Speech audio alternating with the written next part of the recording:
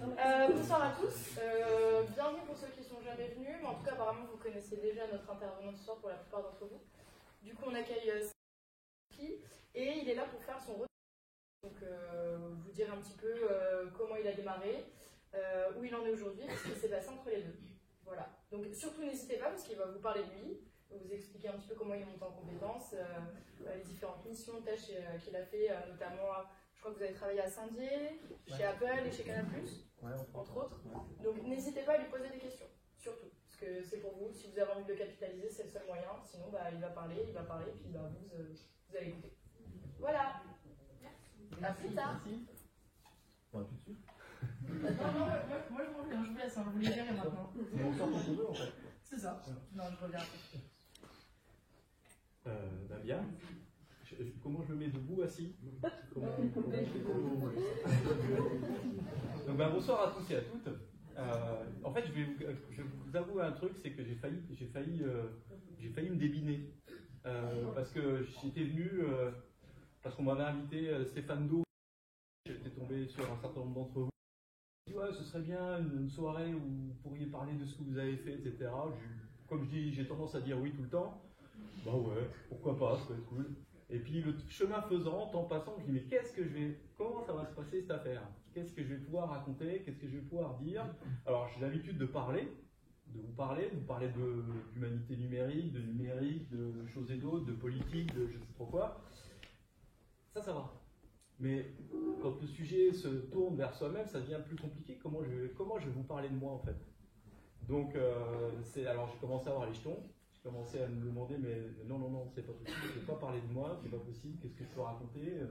Ils vont s'ennuyer, je n'ai jamais ressenti un tel stress, j'ai un stress en moi ça fait longtemps que je n'ai pas eu ce stress-là, donc vous pouvez imaginer que...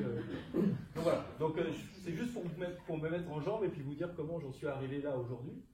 Donc ouais, parler de moi, ça sera... Alors je vais essayer d'être un peu cohérent, par moments je vais peut-être partir, comme j'ai l'habitude, je vais un petit peu déborder ou faire des petites digressions.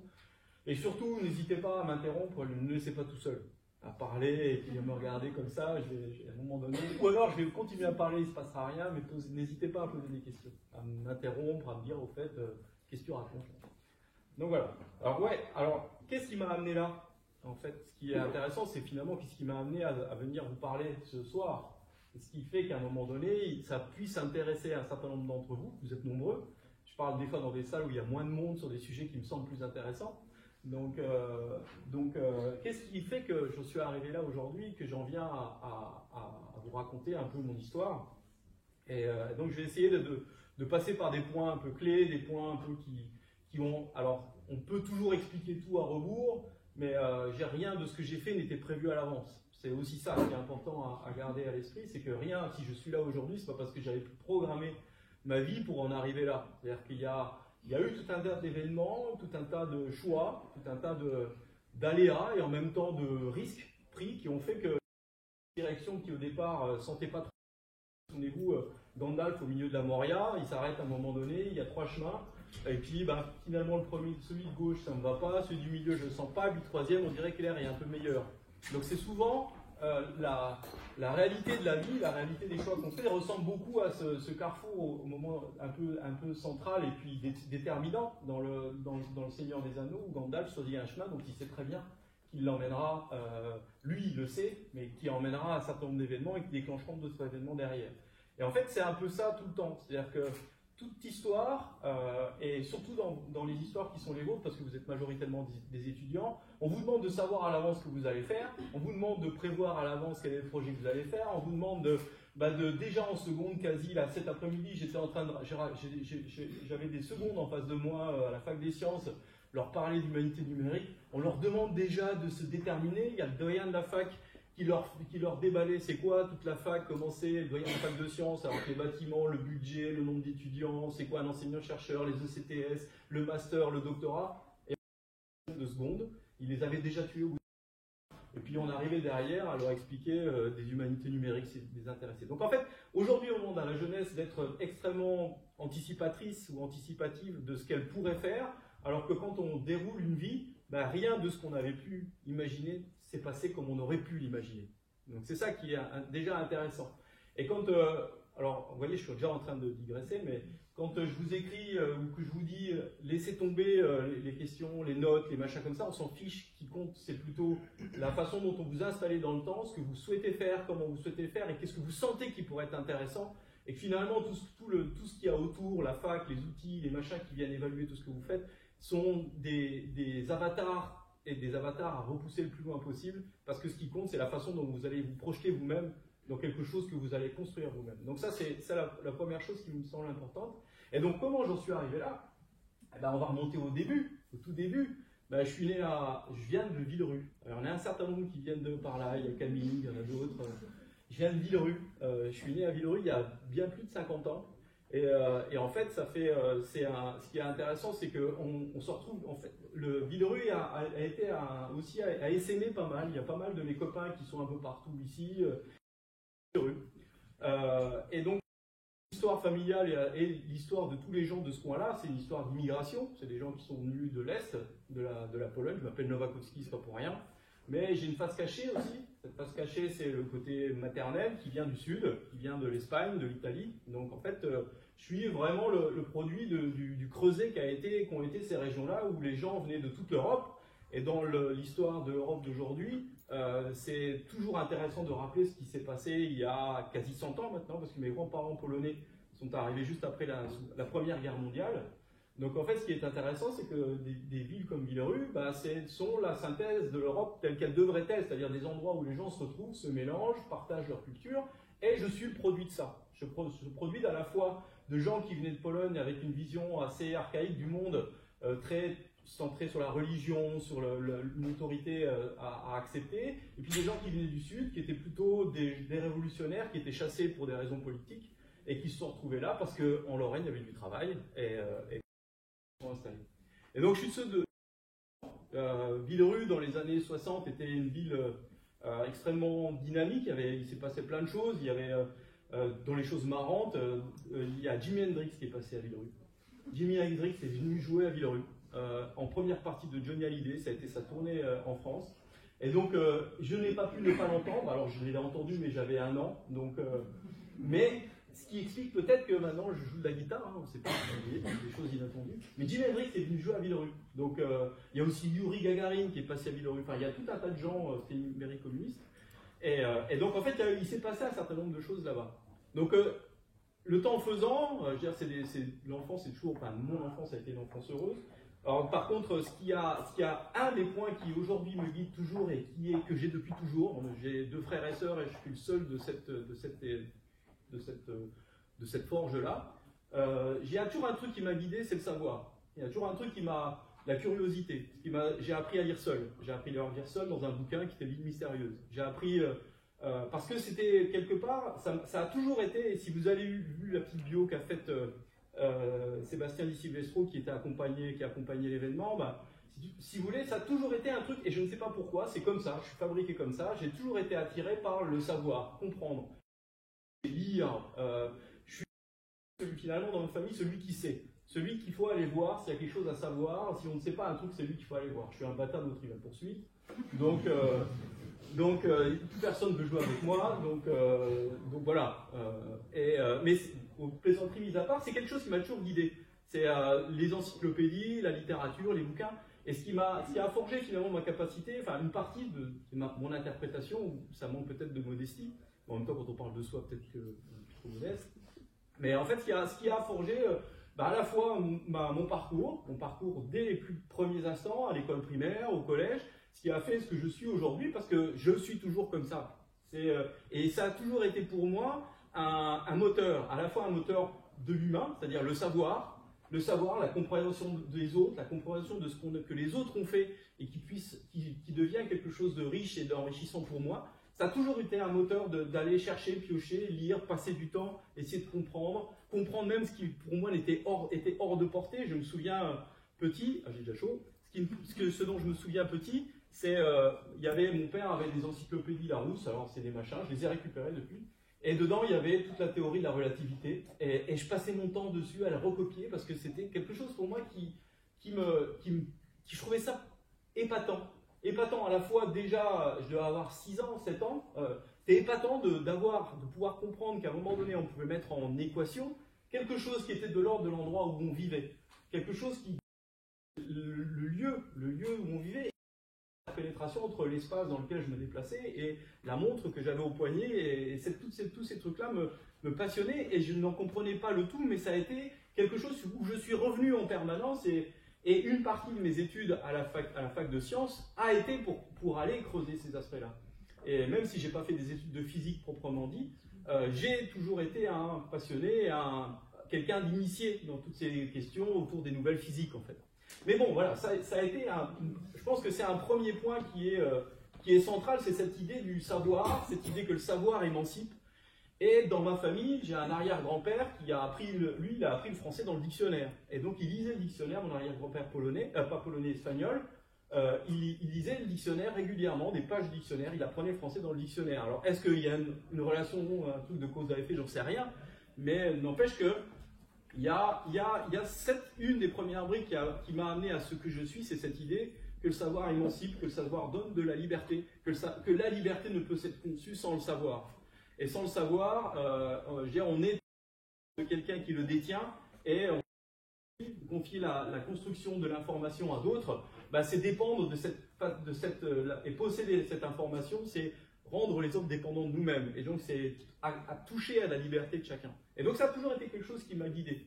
L'autre aspect qui a été très familial, c'est que la partie italienne, parce que c'est Italie, Espagne, Pologne, comme ça, c'était des aventuriers. C'est des joueurs, des gens qui sont partis, qui ont vendu qui ont perdu tous leurs avoirs en jouant au dé, en jouant aux cartes. Et donc il y avait aussi ce côté un peu explorateur et que ça a bercé l'imaginaire familial. Ça fait partie des discussions qu'il y avait. Les grands-parents, on se retrouvait, ils nous racontaient le dimanche leurs histoires, tant du côté espagnol qu'italien. Donc on avait cette histoire de l'aventure, de ceux qui avaient à un moment donné affronté ou quitter le pays pour arriver à Villerue, ou certains étaient partis en Amérique, d'autres sont revenus et repartis. Enfin, il y a eu dans tout l'imaginaire et toute l'histoire familiale, il y avait cette idée qu'à un moment donné, on pouvait venir de quelque part, partir sans forcément rester à l'endroit et franchir les frontières. Franchir les frontières sans en avoir et faire que la frontière n'est pas un objet qui sépare, mais un objet qui relie. Il y a Édouard Glissant qui parle des frontières, dans ses ouvrages sur le tout monde, c'est « il n'est de frontières qu'on outrepasse ». Une frontière, elle est faite pour être franchie. Et on avait ça dans notre famille, c'était cette idée qu'à un moment donné, on était là, mais on avait traversé tout un tas de choses qui nous avaient amenés là, et que ce n'étaient pas des choses qui enfermaient, mais des choses qui nous rapprochaient d'autres cultures, d'autres personnes, d'autres langues et autres sources finalement d'informations. Donc ça pour moi c'est une première étape. Alors ça je la maîtrise pas, je suis né là, ça s'est passé comme ça. Après comme tout un chacun, j'ai fait mes études et je suis parti, la première départ ça a été vers Longwy. Alors, pour ceux qui connaissent Longwy, c'est les remparts, c'est tout un tas de choses, c'est le lycée. Et là, Longwy, c'est un passage un petit peu, c'est l'adolescence, c'est le lycée. Mais le problème de Longwy, c'était l'époque, j'ai partagé 2-3 trucs sur Facebook, c'est l'époque des transition des années 80, donc c'est la fin de la sidérurgie.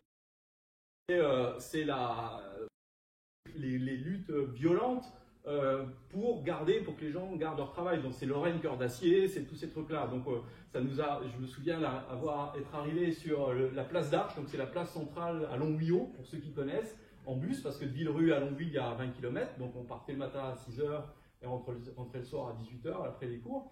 Donc arrivé, puis il y avait des CRS qui encadraient toute la place, parce qu'il y avait une radio libre, qui s'appelait Radio Lorraine Cœur d'Acier, Radio LCA. Et donc, à l'époque, les radios libres n'existaient pas. Enfin, elles étaient libres, elles étaient interdites. C'est Mitterrand qui a libéré les radios.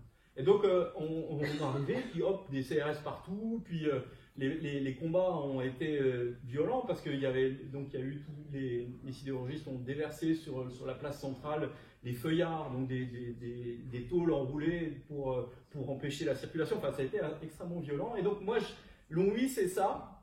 C'est ce moment, cette tension, c'est l'arrivée de Mitterrand, et puis c'est aussi quelque chose qui ouvrait vers autre chose. Et puis Longwy, c'est aussi, je suis musicien depuis longtemps, c'est mon premier groupe de rock. Donc, et d'ailleurs, j'ai dans mon premier groupe de rock qui s'appelait Scanner, en référence à un film de SF qui s'appelle Scanner, sur des gens qui ont des pouvoirs mentaux, il y a un morceau qui s'appelle Radio LCA, qui est donc, on a bricolé ça, je vous ferai écouter, c'est plutôt pas mal, pour un truc qui a été enregistré dans un garage, c'était plutôt pas mal. Donc voilà, donc ça a été un temps. Et alors, passer le bac, Longwy dans cette situation-là, la première chose qu'on a envie, c'est quand même d'en partir. Moi, mon souvenir de Longwy, c'est non, reste pas là, il faut aller voir. Je ne pourrais pas revenir ici. Et vous verrez qu'il fait un certain nombre de pieds de nez. Donc le lycée, il faut y passer.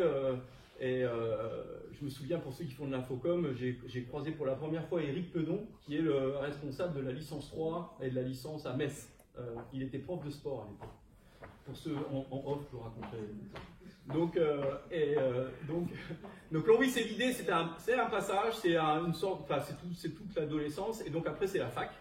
Arrivé à la fac, c'est un moment difficile parce que j'étais un gosse protégé par mes parents, un enfant sage. Je me suis trouvé perdu à Nancy. Ça a été difficile en fait à Nancy. Mais après les choses se sont faites et là j'ai pu trouver mes marques. Et je voulais faire au départ des études de physique. Et j'ai, à l'époque, émergé ce qui est devenu l'automatique et l'informatique, au tout début des 80. C'est le début des labos, des gros labos, ils ne s'appelaient pas ce qu'ils sont aujourd'hui, mais des gros labos d'automatique et d'informatique. Aujourd'hui, c'est le Lauréat pour l'informatique. Et pour l'automatique vers laquelle je me suis dirigé, à l'époque, c'était le CRAN, c'est devenu le CRAN, et à l'époque, c'était un ensemble myriade de petits labos qui c'était les LARA, le laboratoire d'automatique et de recherche appliquée. Et donc, il y avait une formation qui était alors, le thème, l'acronyme, enfin le sigle est assez marrant, c'est une MST. Donc, c'est la maîtrise de sciences et techniques. Et donc j'ai fait cette maîtrise de sciences et techniques-là, pour avoir fait un doc général je ne sais plus ce que c'est, tu vois, sciences de la matière, je crois. Et donc, j'ai fait cette maîtrise-là, et là, petit à petit, mon paysage s'est élargi, et je me suis trouvé, c'est que dans ce que je faisais quand j'étais petit, j'ai toujours voulu faire de la recherche. J'ai toujours voulu être dans un laboratoire et être chercheur. C'est cohérent par rapport à ce que je vous disais au départ. Et donc j'ai toujours voulu être ça, chercheur, travailler dans un labo, être enseignant dans une fac, etc. Ça a toujours été mon moteur. J'ai toujours voulu faire ça. Alors au début, je ne voulais pas forcément non plus faire que de la physique. J'ai voulu être vulcanologue, j'ai voulu être mathématicien, physicien. Et puis, typiquement dans l'inattendu, il s'est avéré que quand j'ai passé mon DUG, il y avait cette maîtrise-là qui était là. Il y avait ce côté à la fois des choses nouvelles. Il y avait tout un tas de programmes qui étaient justement autour de la partie usage des outils informatiques. Il y avait de la physique, il y avait de la technologie, genre des machines qui étaient des machines-outils. Enfin, il y avait tout un tas de choses qui étaient un petit peu une espèce de convergence de pas mal de choses. Donc j'ai choisi cette voie-là, ce qui s'est plutôt bien passé. Et puis après, je suis rentré en DEA. Et là, j'ai pu faire ma thèse, une thèse de doctorat, et là j'avais pris mon envol, je me sentais bien, j'avais laissé derrière moi les mauvaises années d'enseignant, et je me suis senti bien dans cette logique-là, et j'ai pu faire ma thèse en moins de 2 ans. Donc j'ai fait mon doctorat en moins de 2 ans, et donc je l'ai soutenu en 89. Voilà. Deuxième étape, c'est là. C'est-à-dire la thèse est pour moi, ça a été un aboutissement, c'est-à-dire j'étais enfin ce que j'avais envie d'être depuis toujours. Oui. C'était quoi le sujet de la thèse? C'était détection de défauts dans les séries temporelles. Exactement, le thème, le titre. Et en fait, c'est un labo d'automatique, et on ne faisait pas du big data, mais en fait, on se retrouvait devant des installations où on avait plein de capteurs qui récupéraient plein de données. Alors, par exemple, un four, je sais pas, un four, il y a de la température, il peut y avoir des vibrations. Et à partir de là, on est capable de soit traiter simplement les signaux, c'est-à-dire de les enregistrer et de voir comment ils se comportent. Donc on a des modèles mathématiques qui permettent de modéliser les signaux, soit considérer le four dans son ensemble et en fabriquer un modèle mathématique, et les signaux ne sont que des états ou des variables du four. Mais on peut traiter soit le modèle, soit les signaux. Et ma thèse, c'était plutôt côté signal. Et donc l'idée, c'était à l'époque, on était dans le laboratoire dans lequel j'étais, donc le LARA, à l'école de géologie, la vieille école de géologie, c'était. On était plutôt sur cette approche traitement de signal. Et donc on récupérait tous les signaux et on essayait de construire des modèles qui permettaient de détecter à l'intérieur du signal s'il y avait des choses qui étaient anormales. Et par exemple, sur un avion, il y en a un qui s'est cassé la gueule il n'y a pas longtemps, c'est récupérer tous les signaux qui viennent et de voir si, à la lecture du signal, on peut détecter qu'il va se passer quelque chose d'anormal. écrit des modèles du signal, on sort des modèles qui sont récursifs, il y a des modèles ARMA, RIMA, enfin c'est des trucs comme ça. Et à partir de là, on est en capacité de produire une prédiction de l'état possible du système un coup, deux coups, trois coups plus tard. Et donc, quand on sait qu'il risque de déconner, on peut soit mettre une boucle de réaction qui va le corriger, de manière à ce qu'il continue à faire ce pourquoi il est fait, soit produire une maintenance, soit le remplacer, soit détourner un certain nombre de fonctions sur d'autres fonctions qui peuvent suppléer celles qui sont en panne. Et donc ma thèse fabriquait ça, enfin produisait une approche qui était sur la base de modèles un peu particuliers, c'est de construire un certain nombre de distances qui étaient capables de mesurer la différence entre un signal qui est bien et un signal qui ne va pas bien.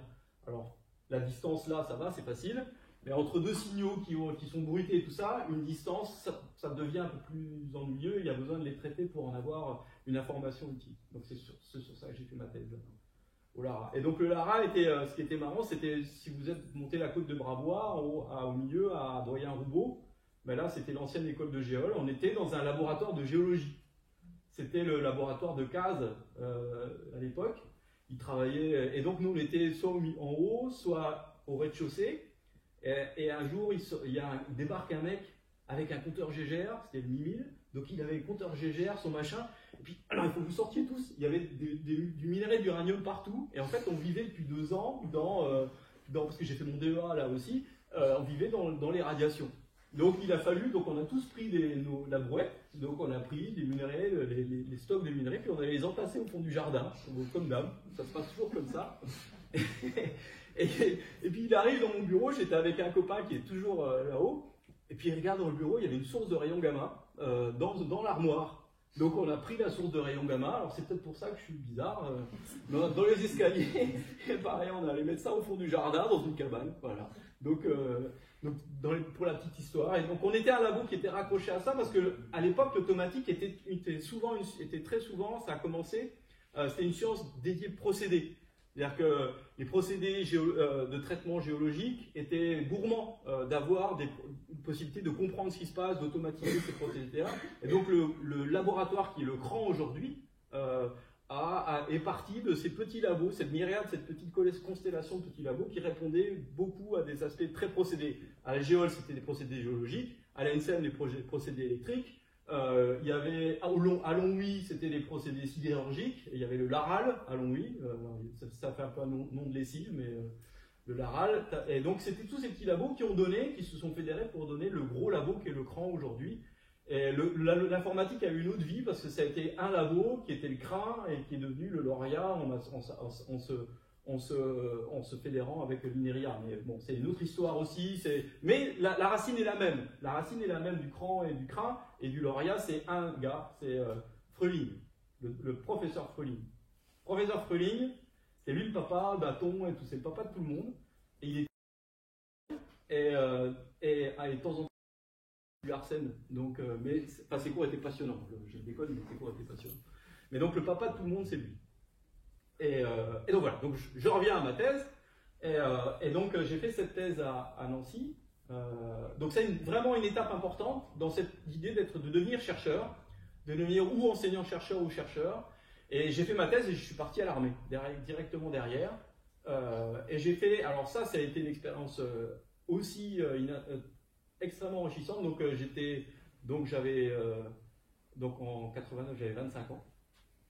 Et donc j'ai fait mon service militaire dans un régiment disciplinaire à Chenevière. Et après j'étais volontaire formateur en informatique et je me suis retrouvé à être en formation en informatique dans qui s'adressait aux gens qui avaient tout, qui savaient plus lire, plus compter, pour lesquels qui étaient en reconversion. Donc des femmes qui étaient secrétaires sur des machines à écrire, qui devaient apprendre le traitement de texte à l'époque, je ne sais plus ce que c'était comme traitement de texte, sur des machines où il fallait leur réapprendre la confiance en elles, les amener à avoir confiance en elles. Et donc on arrive avec, finalement on sent le maître du monde, on vient d'avoir un doctorat. On se sent un peu au sommet, quoi. On a quelque chose qui est de l'ordre du... Bon, ouais, quand même, quoi, ça le fait. Et tout d'un coup, pendant cette année-là, je me trouve à devoir moi-même me mettre en mode pédagogique avec des gens qui ont tout perdu. C'est-à-dire comment ramener quelqu'un vers des choses qui, moi, me semblent triviales. Comment amener quelqu'un à redécouvrir les lectures? Comment amener quelqu'un à redécouvrir les fractions? Donc des éléments, des connaissances qui datent de l'école primaire, donc des débuts. Et donc, moi, me situant à cet endroit-là, donc dans mon ego satisfait, à devoir me remettre en question pour pouvoir me mettre à la portée de personnes qui sont en perte de tout, de repères, de confiance en elles, de place dans la société. Et ça a été un vrai... Et si je pense que je suis l'enseignant que je suis aujourd'hui, ça a été déterminant. C'est-à-dire qu'à un moment donné, c'est comprendre que je ne peux pas rester ce que je suis, je dois me mettre à la portée des personnes qui sont dans cette situation-là. Et ça a été une année d'une richesse incroyable. Des individus qui avaient quitté la lecture. J'ai même une femme avec qui j'avais travaillé pendant longtemps, qui est venue à la fin de son stage, donc c'était stage qui était financé par la NPE, elle m'a offert un livre, elle m'avait mis un petit mot dedans. Et je l'ai toujours, c'était L'insoutenable légèreté de l'être, de Kundera. Et donc évidemment, c'est pas anodin qu'elle m'ait acheté ça, parce qu'il y avait aussi, je pense qu'il y avait ce côté dont j'étais jeune, mais il y avait quelque chose qui s'était passé qui était de l'ordre de moi, dans ma vision de ce que doit être un enseignant, un accompagnateur. C'est plus celui qui sait, c'est celui qui est en capacité de se mettre à la portée de celui de faire le constat de l'autre et de se mettre à sa portée pour l'accompagner sur un chemin. L'amener à faire les premiers pas, l'amener à finalement à prendre confiance en lui. Et ça a été déterminant. Et l'autre acte déterminant, dans cette mission-là, j'ai dû aller enseigner. Donc j'ai enseigné à des gens qui étaient, comme j'avais un haut niveau, il y a des gens en prison qui avaient des masters, enfin à l'époque des DEA, des DESS, des licences. Et j'ai eu deux gars. Un gars qui avait tué un matricide, un jeune qui avait tué sa mère pour protéger son petit frère, et un gars qui avait, je crois, tué sa femme et l'amant de sa femme, et donc qui était là. Voilà. Et en fait, je les ai eus tous les deux. Mais l'acte d'aller enseigner en prison, là aussi, il y a un acte d'humilité. Déjà, la prison, l'expérience de la prison. Je sais que j'étais malade avant d'y aller. En prison, on n'y rentre pas comme si c'était les vacances. On y rentre, c'est des portes toujours derrière soi et une porte devant soi.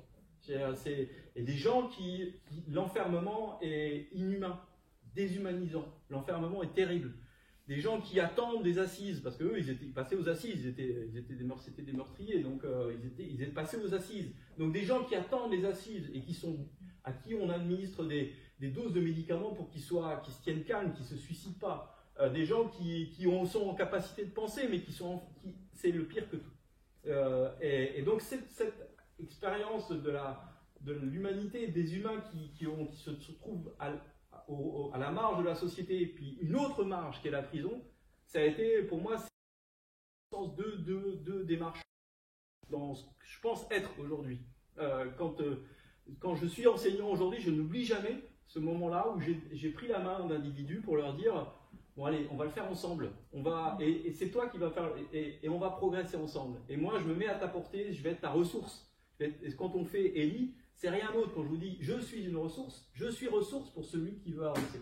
Et donc ça a été pour moi deux actes essentiels, ce temps-là. Ça a été une année riche de douleur, parce que je vous dis, aller toutes les semaines, le mercredi après-midi, à la prison de Queuleux, il fallait l'encaisser. Il fallait que j'y pense quand même. Ou que j'y pense pas, mais ça me demandait une énergie considérable.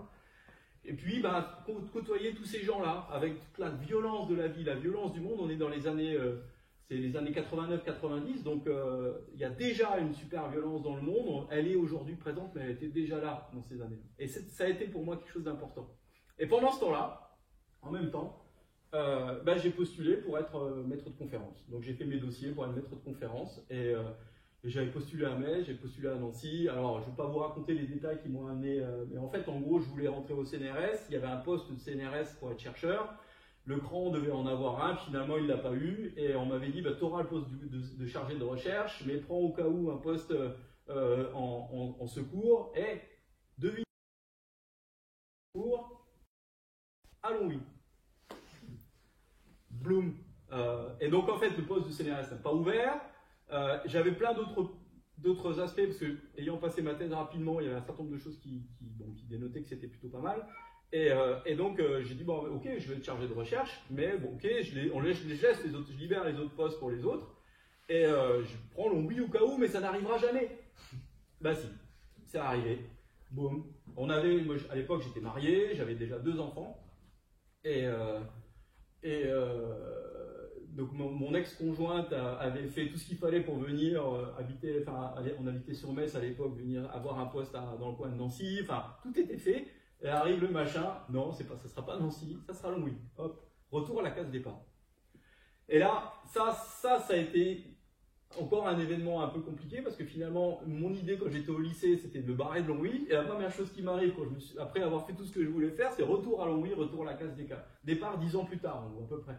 Et ça a été, et donc à l'IUT de Longwy à l'époque, enfin c'était pas l'IUT de Longwy, c'était l'IUT de Nancy, Longwy. Donc c'était une délocalisation, un des départements délocalisés de l'IUT qui est maintenant l'IUT de Nancy-Barbois, dirigé par Gérard Zakala à l'époque. Et je me suis retrouvé à Longwy. Et je devais faire mon service militaire jusqu'au 30 septembre, mais la rentrée étant le 1er septembre ou 2 septembre, donc j'ai demandé aux instances militaires est-ce que je peux, ouais, allez-y, c'est bon. Donc j'ai dû arriver le vendredi, et les gens pas très sympas à l'époque d'ailleurs, je me souviens. Puis j'ai vu 2 gars, ils m'ont dit bah je suis en poste chez vous, voilà, bah tu vas prendre le cours là. Et t'attaques lundi. Et donc des trucs que je détestais, le langage assembleur, les machins détestables pour moi, programmation en assembleur. Donc ça s'est passé comme ça, c'est-à-dire le passage. Aujourd'hui on travaille l'accueil des nouveaux collègues, on essaie de leur. Non, tu viens, tiens, tu prends ça et tu te démerdes, et je vais où, bah tu vois un machin, il te dira oh c'est ta salle, et puis comme tu te démerdes, voilà, c'était ça, démerde-toi, et puis n'oublie pas que à l'époque c'était bah tu dois faire ta recherche, de l'enseignement, les montées, il n'y a rien, t'as rien donc il faut tout faire, et puis ce serait bien aussi que tu prennes des responsabilités administratives parce que c'est important pour la carrière, donc démerde-toi. Donc ce qui fait que je me suis retrouvé directeur des études peu de temps après. Mais en gros, voilà, démarrage de carrière, ça a été, bam, c'est lâché dans l'arène, telle qu'elle. Et ça aussi, dans le genre, il faut affronter. Et j'avais 25 ans, les étudiants étaient plus vieux que moi. Certains étaient plus. Et pendant longtemps, j'étais sur 2. Parce que juste après, il y a eu les élections du président, j'étais élu, donc j'étais toujours, pendant 2 mandatures, pendant quasi 10 ans, j'étais le plus jeune enseignant, chercheur de l'université, Henri Poincaré. Et donc j'arrivais dans la salle, les étudiants étaient plus âgés que moi, même certains. Des fois, d'autres débarquaient dans la salle, d'autres profs qui étaient chez eux, ils disaient mais où est le prof? Donc, je n'étais pas connu. Donc voilà, il a fallu affronter à la fois le public, construire les cours, et puis s'affirmer comme à sa place, quoi. Et donc ça aussi, dans le genre, à un moment donné, il faut y aller. Et quand je vois parmi beaucoup d'entre vous, il faut s'affirmer, c'est-à-dire que c'est pas la jeunesse. La jeunesse, c'est une force. Parce que vous arrivez avec l'envie, la jeunesse n'est pas à mépriser, la jeunesse sait faire, la jeunesse, si on la met souvent à un défi, elle le relève. Quand on vous dit, quand vous arrivez et qu'il faut faire cours, un cours avec rien à dire, c'est long. Ça peut être long. Ou un cours où ça part en couille, ça peut être très long. Donc en fait, il a fallu faire.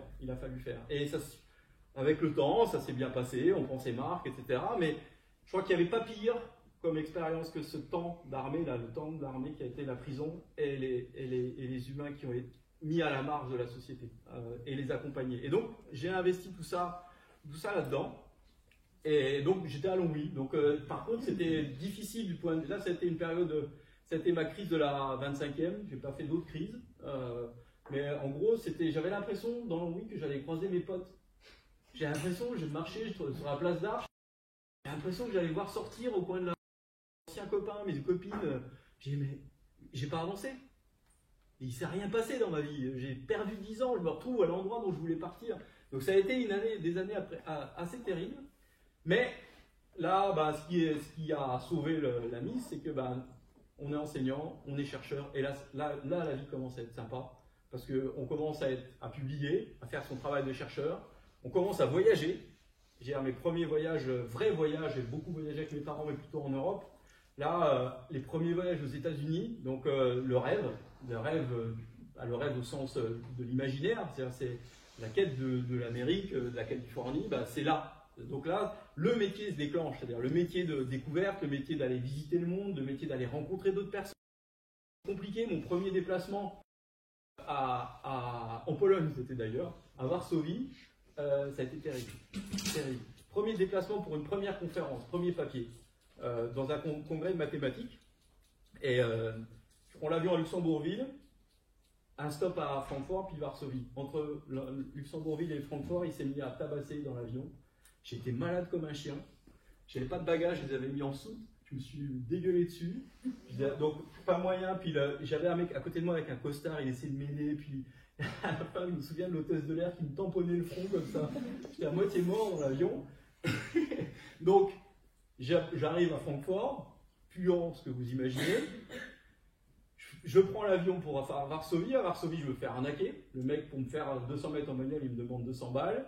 Après, j'arrive à la conférence. J'étais pas inscrit. Il y avait une merde à l'époque d'aujourd'hui, faire des transports. Pas moyen de dire un mot en anglais. Ils ont dû se dire, en plus je pouvais me dégueuler à 15 000, ils ont dû se dire, ils ont envoyé le demeuré de service à la conférence. Donc vous imaginez, vous trouvez avec des mecs dont c'est censé avoir des pairs en face de vous, pas moyen de dire un mot censé en anglais, ça sortait pas. Plus le malaise d'être... et puis d'essayer de trouver sa place là-dedans, bon, il faut, voilà, du genre de défi qu'on découvre sur la route de nos vies. Et ça, je pourrais jamais oublier ce moment-là de détresse totale, de ne pas être capable de dire un mot, mettez-moi dans un trou, oubliez-moi. Et puis le lendemain matin, il faut prendre la parole avec eux. Le lendemain matin, il faut y aller et sortir des choses intéressantes. Avec en plus, c'était des gars, c'était des gars plutôt des costauds, quoi. Donc je dis, s'il y a bien quelque chose, c'est à la fois avoir conscience de l'humilité, mais rien n'est franchement grave. Je veux dire, un truc, on l'affronte, on le combat, et puis on y va, quoi. Il faut jamais baisser la garde, il faut y aller. Et donc ça a été un bel exemple de mauvais voyage, mais sinon tous les autres, après, ça a été la découverte du monde. Ça a été le Japon, ça a été la Californie, ça a été l'Arizona, ça a été la Nouvelle-Orléans. Donc au départ de Longwy, ça a été déjà le Québec, enfin Montréal. Donc ça a été un vrai bon moment. C'est comme ça que je voyais le boulot de chercheur. C'est-à-dire, on écrit, on est reconnu, on va présenter, on discute, on revient. À l'époque, on revenait avec une valise en plus j'arrête pas de numérique. En début des années 90, c'est le tout début du web, c'était pas encore dans les labos. Il n'y avait pas les outils de stockage qu'on a aujourd'hui. Et en fait, on achetait une valise rien que pour ramener les bouquins où il y avait toutes les communications des gens. On a un gros congrès américain de l'I3E, c'était c'était une caisse comme ça de bouquins avec tous les proceedings, les actes du congrès. Donc il fallait fallait venir avec une autre valise en fait pour pouvoir avoir ça. Donc en fait, ça a été vraiment le boulot était là et ça comme le travail de thèse n'a jamais été le plaisir que j'avais. Et quand j'ai un thésard, que je rencontre des gens qui font des thèses, je leur dis, mais allez-y, c'est le moment où vous allez être libre. La thèse, c'est pour moi un des moments où on construit sa vie, où on pense, où on a du temps pour lire, on a du temps pour aller creuser, on a du temps. Si on a quelqu'un qui nous accompagne bien, on peut faire plein de choses. Et donc, être maître de conférence et enseignant-chercheur, ça a été ça pour moi, dès le départ. Et donc, les choses ont avancé comme ça, donc toujours en plus en gardant l'idée que il y a un retour à faire à la communauté. C'est-à-dire que j'étais là, j'aurais pu fonctionner en ne focalisant que sur mes avancées personnelles, mais toujours le retour vers les étudiants, travailler avec les étudiants, le retour vers la partie pédagogique, puis le retour vers la communauté, donc prendre des responsabilités, parce que le système fonctionne parce que mon avis, c'est que le système universitaire ne fonctionne que parce qu'à un moment donné, on s'en empare, et s'emparer du système pour que ça puisse bénéficier à tous. Si j'étais là, c'est parce que d'autres avaient fait ce boulot-là avant. Et donc j'ai toujours eu aussi cette idée qu'il y a quelque chose à rendre. Si je suis là, c'est qu'il y a eu des mecs qui ont amené un système à ce qu'il est, et donc je dois rendre. Et c'est riche en enseignement, en expériences diverses, et diriger un moment où il y a 800 étudiants, et ça le fait. Faire les programmes, c'est au début, on est comme tout, devant un truc, c'est l'impression d'être l'Everest, et puis on y arrive. Mais c'était toujours, mon idée a toujours été ça, je rends au système aussi de ce qu'il m'a donné. Parce que si j'en suis là, c'est qu'il y en a d'autres qui sont bougés le cul pour que j'en sois là. Et donc ça a été ma première étape dans l'enseignement supérieur, et espèce de piste d'envol.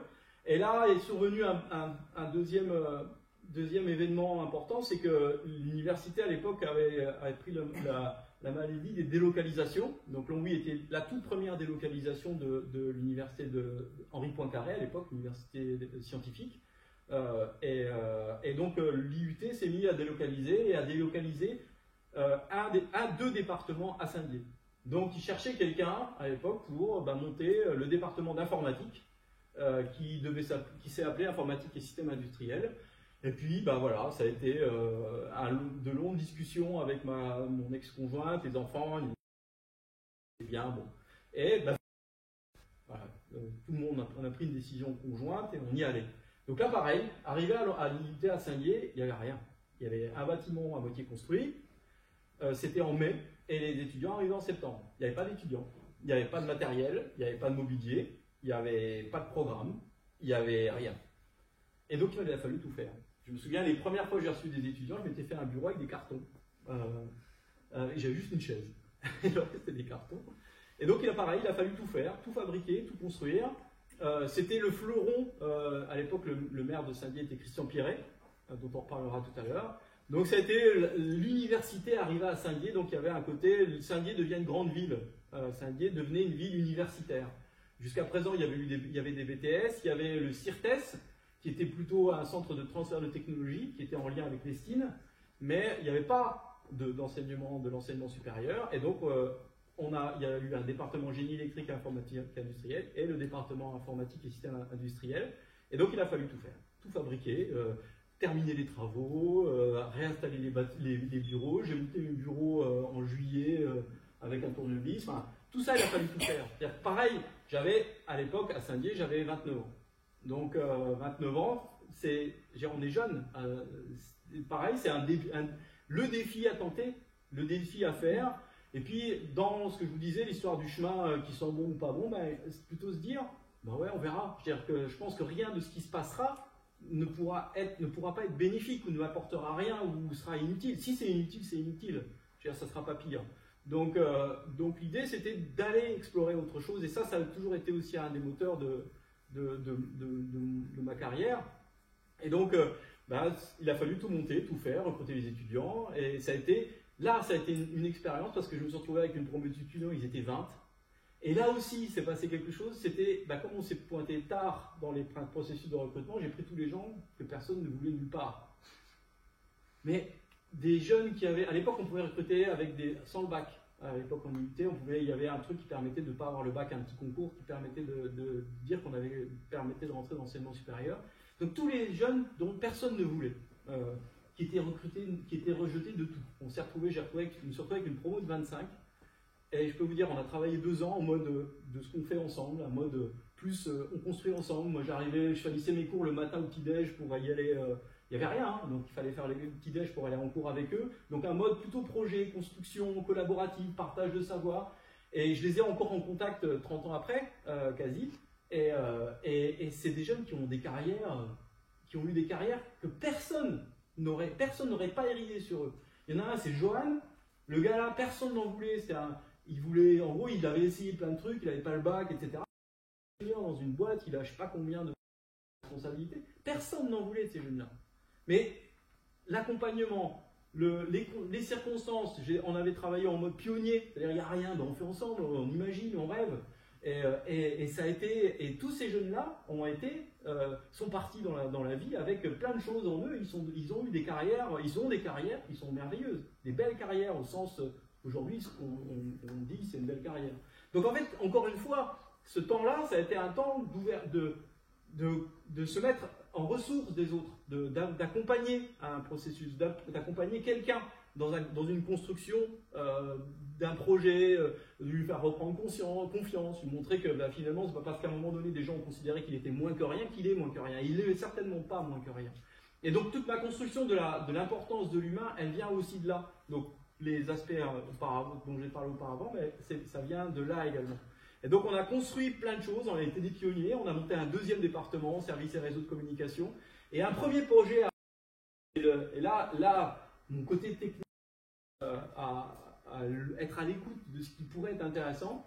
Je commençais à avoir des copains chez Silicon Graphics à l'époque, c'était les gens qui faisaient les grosses machines de calcul, les machines sur lesquelles ont été faits, comment ça s'appelle, le jeu avec Buzz l'éclair, le film Buzz l'éclair. Pixar, non? Pixar, et puis le titre du film c'est Toy Story. Voilà. Donc tout ce qui a été fait sur Toy Story, pour prendre l'exemple, ou le film Independence Day aussi, c'est tous les effets spéciaux ont été faits sur des machines Silicon Graphics. Et j'ai commencé à avoir des copains là-dessus, dans ces coins-là, et je me suis dit, tiens, l'enseignement de l'informatique est rasoir au possible. C'est comme l'enseignement du solfège. En gros, au début, on apprend le solfège, on n'a plus envie de jouer d'un instrument, parce qu'une fois qu'on a fait le solfège, on est dégoûté de jouer d'un instrument. Donc l'informatique c'est pareil, on fait de l'algorithmique, et puis une fois qu'on vient aux choses intéressantes, on aura le cul de faire, et puis on ne comprend pas. Donc j'avais utilisé un prétexte. Les images, c'est des tableaux. Ce qui constitue les pixels, c'est des données. Et on peut peut-être utiliser les images afin de produire quelque chose et amener les étudiants à prendre conscience que les rudiments de l'informatique peuvent être déjà découverts autrement avant de passer à la partie plus formelle, rigoureuse de l'algorithmique et de la programmation. Et donc j'ai monté un projet avec des copains qui bossaient chez Silicon Graphics, et eux ont commencé à me donner envie d'aller voir ailleurs. Me dire, tiens, l'enseignement c'est bien, mais il y a peut-être d'autres choses ailleurs. Donc ils ont commencé à m'emmener dans des salons, des trucs comme ça. Et donc là, j'ai commencé à me dire, tiens, ça serait bien à la fois travailler sur une pédagogie nouvelle en termes d'informatique. Alors pour la petite histoire, je vais faire une petite parenthèse, j'ai soif. Pour la petite histoire, c'est que dans l'université, l'université est un système de baronnie. Il y a des guichets locaux, etc. Et l'IUT à Saint-Dié, enfin les départements à Saint-Dié étaient initialement, au départ, c'était Nancy 2. À l'époque, ils devaient la récupérer. Et il y a eu, on a appelé ça le Yalta de l'université, un partage du monde. Et Nancy 2 a pris, si j'ai bonne mémoire, en termes d'IUT, a pris Épinal. Et Nancy 1, l'UHP, a pris Saint-Dié. Et donc les gens qui étaient initialement prévus pour récupérer l'IUT l'ont eu comme ça et n'ont eu que de cesse que de critiquer ce qui se faisait. Donc ça a été là aussi un vrai défi à relever parce que monter un département d'informatique contre les gens qui font l'informatique à Nancy parce que c'était soi-disant Coëlan a été pas franchement un copain à l'époque. Donc c'était lui qui devait prendre Coëlan, c'est lui qui devait prendre je le dis parce que peut-être que vous le connaissez, c'était lui qui devait prendre le que j'ai pris. Donc je ne fais pas un dessin. Et donc en fait il a fallu montrer qu'on était légitime. Et au bout d'un certain temps, l'IUT et le département informatique de Saint-Dié étaient devenus presque une référence. Les gens venaient voir comment on avait traité la question de l'apprentissage, de l'algorithmie, des traitements d'images, comment utiliser des images comme prétexte pour faire de l'algorithmique et de la programmation. Et donc ça a été là aussi, il a fallu défendre quelque chose et se bagarrer pour défendre une nouvelle vision des choses. Et donc, avec mes copains de l'époque, on était au milieu des années 90, le web était là, et à ce moment-là est arrivé quelque chose de marrant, c'est que... J'ai pas vu. Ça dure presque une heure que je parle. Finalement, je pensais tenir 5 minutes. Et donc, en fait, arrivé à ce moment-là, je suis arrivé en 95, c'est les élections municipales. Et ça aussi, ça a été déterminant. Et donc, toujours dans le même truc, salut Catherine, dans le même truc, on est dans une ville, Saint-Dié, le maire à l'époque, Christian Pierret, fait venir, met les moyens pour que l'IUT arrive. Et donc, il constitue une liste et il dit, tiens, sur une liste d'élus, un jeune maître de conférence universitaire, c'est pas mal, ça ferait... Et donc, il vient me voir, et en plus, c'est pas moi qui venais voir, c'était l'autre, mais il m'a pris moi par hasard, donc encore une fois, un hasard. Et je me suis retrouvé numéro 3 sur la liste, adjoint au maire, de Christian Pierret, chargé de la jeunesse, et puis après de l'école, de l'enseignement supérieur, des nouvelles technologies, tout ça. Donc avec un gros machin. Donc là aussi, donc là c'est deux boulots, c'est un boulot d'enseignant-chercheur, un boulot élu, c'est un boulot à part entière, surtout une délégation d'adjoints de cette taille-là. Là aussi, alors ça se complique un peu mon affaire, mais en fait ça a été aussi un événement central. Déjà, l'inattendu, c'est-à-dire que je me de quelque chose, mais dire bah ouais j'y vais, ça doit être chouette. Et en plus, encore une fois, c'était mon idée que si je suis là, c'est qu'un mec s'est cassé le cul pour qu'il y ait un IUT, et peut-être que si j'y passe 7 ans, 6 ans, je rends une part de l'investissement d'autres à la collectivité. C'est de ce côté, je rends à la collectivité toujours. Et donc je me suis trouvé à gérer les deux, et vous verrez que les deux s'interpénètrent, parce que déjà l'IUT m'a amené à me poser des questions sur ce qui serait intéressant de développer. Et on a commencé à développer avec mes copains de Silicon Graphics un système qui disait, ben, pour les étudiants, ce serait vachement bien s'ils avaient tous déjà des machines qui tiennent la route. Donc on a équipé tout en Mac.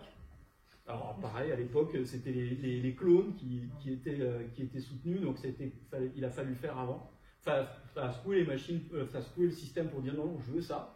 Deuxième chose, c'était de dire, il y a du web, ben on l'ouvre. On l'ouvre à tous. C'est-à-dire, on bloque rien. Ouais, mais ils vont regarder des sites de cul et tout ça. Ben alors, tu fais quoi, toi? Et au bout du compte, je leur dis, vous verrez, vous verrez, ça va se calmer. Dire des bits et des culs, à un moment donné, c'est bon, on se calme, quoi. Donc, et donc, oui, ce qui s'est passé. Les salles en accès libre sont devenues des salles de travail. Et s'il avait fallu bloquer, on aurait créé finalement une frustration. Et là l'usage du web était rentré dans les usages des étudiants au sein de l'IUT. Donc il a fallu aussi dire, ah non, il faut bloquer des machins, on ne peut pas laisser faire. Laissons faire et on verra ce qui se passe. Et il s'est passé ce qui devait se passer de bien. Et la troisième chose, c'est qu'on s'est dit, ben, le web, le mail, tout ça, ce qui serait vachement bien à l'université, c'est que les étudiants aient un espace de stockage et une adresse mail générique. Avec leur nom, quelque chose, IUT, etc. Et on a mis en place le premier système à Saint-Dié où les étudiants avaient tous un espace de stockage dans l'IUT, plus une adresse mail à l'IUT, et c'est la première. On a fait ça bien avant l'université à Saint-Dié. Et donc là, il a fallu se battre aussi contre les systèmes informatiques, contre tous les gens qui disaient que Silicon Graphics c'était pas des machines. Enfin, en gros, il a fallu se battre contre ce que les habitudes et l'establishment en matière de structure. Et parallèlement à ça, dans ma vie d'élu, je parlais d'un troisième projet, mais dans ma vie d'élu, je me suis mis à travailler avec la jeunesse. Alors là aussi, m'immerger dans c'est quoi la société. Je veux dire, être élu, c'est encore autre chose. C'est vous vivez le monde. Vous vous rencontrez dans les assos. Quand on vit dans l'université, on ne connaît pas le monde. L'université, c'est homogène. À être élu, c'est aller face dans la société, dedans, et puis côtoyer la misère des gens, leurs questionnements, etc. Ça a été une vraie expérience vraiment formatrice aussi sur ce rapport à l'humain. Et à l'époque, comme j'étais donc intéressé par ça, j'ai vendu à Pierret l'idée que la ville de Saint-Dié pourrait devenir une ville moteur, nouvelle, en matière d'accès aux nouvelles technologies. Et il a soutenu le truc et on a fait en 96 Saint-Dié Cybercité. Donc on a eu le premier cybercafé. À l'époque c'était en ligne numéris, donc c'était pas triste. Premier cybercafé, donc tous les gosses pouvaient venir avec un ticket, c'était un ticket activité, puis ils se connectaient 1 heure. Et puis il y avait quelqu'un qui les accompagnait dans la formation, ils n'étaient pas seuls, on les accompagnait. On a travaillé, là on a commencé à justement, l'idée c'était de dire voilà, les écoles c'est pareil, les gosses il faut qu'ils soient formés, il y a un truc, il ne faut pas qu'on laisse ça en place comme ça. Et donc on a travaillé à l'idée d'avoir un intranet de toutes les écoles et on a fait de Saint-Dié la première ville où toutes les écoles étaient en réseau. Alors il a fallu jongler, il n'y avait pas la fibre, il n'y avait pas encore ADSL, il n'y avait rien. Et donc on a, avec France Télécom, fait de la ville de Saint-Dié une ville connectée et toutes les machines, tout individu dans une école pouvait aller chercher des ressources dans une autre école, un CD, etc. Et ils étaient tous équipés en Mac. Donc là, je vous dis pas, pareil, des Mac, tout ça. Les enseignants, les premiers réfractaires, je dis qu'à cela ne tienne, on a vu ce que ça avait donné le plan informatique pour tous, on va vous former. Et à qui j'ai demandé de former les étudiants, de former les enseignants aux étudiants. Donc,